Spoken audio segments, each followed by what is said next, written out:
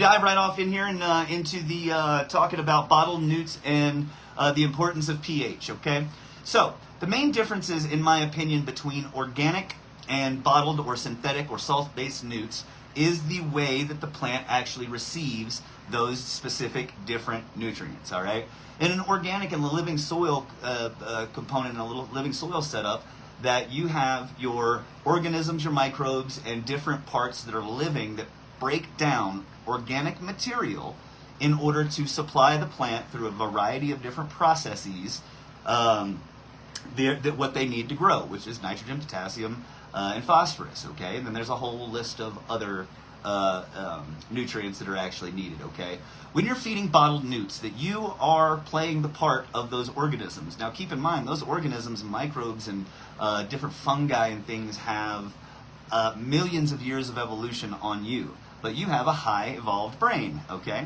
And so you know what the processes are. So pH is such an important thing, and it's so much more important when you're using any sort of the Dream Bee strain of the week freebie is still Diamond Slushy, Michael Gratz.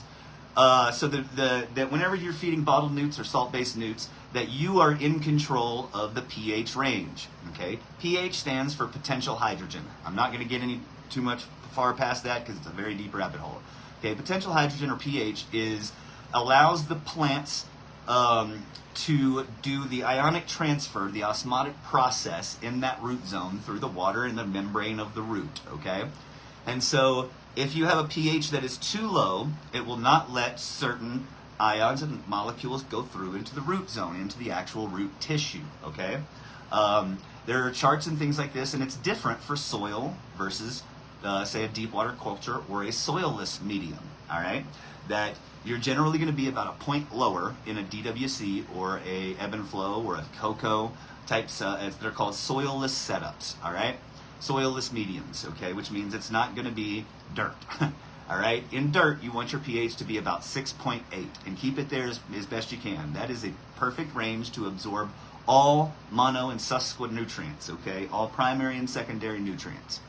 And if you're in cocoa or if you're in deep water culture or if you're in a soilless medium, then you're going to want your pH to be at about 5.8. And the reason that it is it has to do with the osmotic pressure. It has to do with the pressure involved in actually being able to carry out that process. So you have a root membrane right here, and you have an ion on this side and an ion on this side. The process of osmosis uses the difference in pressure to actually have those different molecules and ions and things go across the membrane, all right? And so potential hydrogen or your pH plays such an important role in that such to the degree that a 0.01 difference can be the difference between whether your plant is in complete lockout or not. It is very, very important. And so one piece of equipment that I suggest that everybody, especially if you're just starting out, get is a high quality pH meter. All right, getting a high quality pH meter and understanding that you have different places where you can measure your pH is super important, okay? So the way that it works is you have a bottled newts, a bottled nutrient regimen, or a salt-based nutrient regimen, and you're going to have your water, you're going to have your nutrients, you're going to mix whatever nutrients you mix, then you're going to test your pH. It's only after you've mixed your nutrients do you want to test your pH, because if you do it before, it doesn't matter. Whenever you add the nutrients, it's going to change. In almost all cases, it will plummet it down to a very low level. You can put all the nutrients you want, but if you're at a pH of 5, it is not, the plant will not be able to use it. It will never even know it's there, okay? And so keeping your pH in a good range to where it'll uptake all the nutrients is so important. Okay, so whenever you feed you mix up your nutrients, you test the pH, you get it to 6.8. Then you put it in your plant, okay? Well, in that plant, in the root zone, that you're going to have it do all kinds of different things. Again, due to that potential hydrogen rating and due to the different osmotic pressures inside that soil, all of those kind of things are going to play a factor in what your pH is. It also plays a factor in what the plant is uptaking and what it's letting out. All right. You want to make sure that you understand pH when you're using bottled nutrients, and you can understand that once you put it in the water with your nutrients, that's going to be one place. Then it goes into the into the root zone. That's another place. And then on the back end, that's yet another place. All right.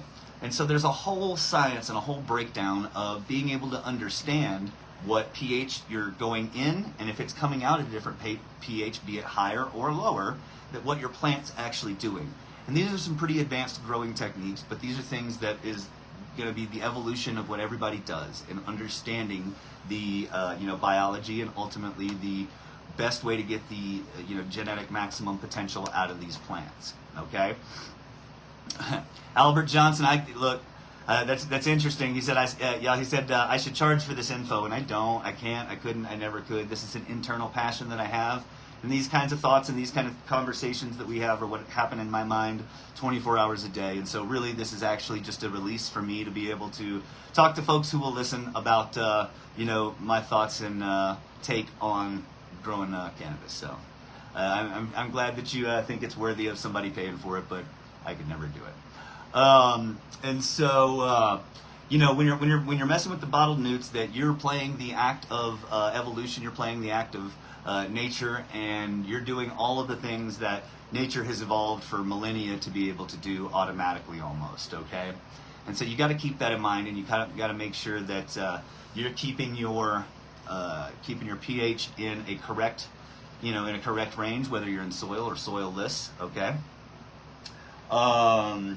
Again, having a pH meter that is quality, and I'm glad I thought about this. Okay, folks, y'all want to know what sucks about those pH meters? They're extremely hard to keep in great working condition, all right? That do some research about how to take care of your pH pen.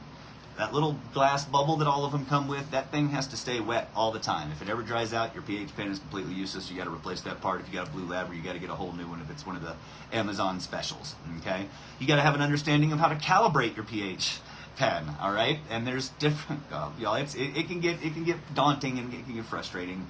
Ultimately, these are a lot of the reasons why I chose to recommend for the majority of new growers, especially BioFlower, for your first grows, because that's going to give you the best chance to get something without having to learn all of this stuff in a trial by fire setting.